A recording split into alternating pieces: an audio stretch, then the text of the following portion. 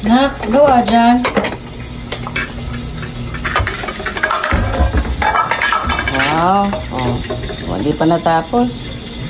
Ah. Parang galit ah. Ah. Ano mo kamo? Ano yan? Wala yan dyan. Huwag dyan. Oo, yung paa. Paa. Ay. Mami. Hmm? Mami. Hmm? Mami. Luluto si mami, oh. Oh.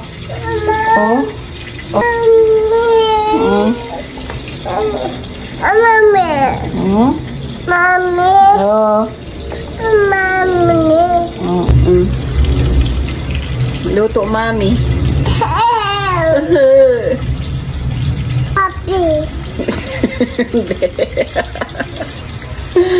Papi. Papi.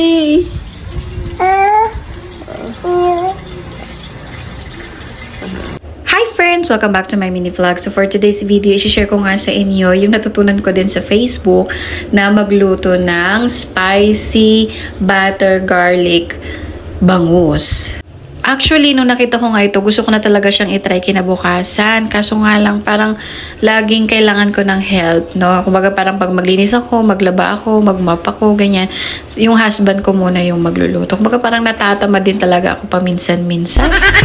Parang ganyan din ba kayo? Parang alam mo yun, parang gusto mo lang sanang humiga, mag-cellphone, char. Tamad talaga yung gusto, no? Kaya 2 days pa bago ko to nagawa. So, napakadali lang pala talaga nito gawin, ano. Kailangan lang talaga ng bangus. Kailangan mo lang ng 2 buo na bawang. Tapos, yung parang almost kalahati ng butter. Tapos, meron kang sili. Hindi na ako naglagay dyan ng siling pula kasi medyo mababa yung tolerance ko ng maanghang.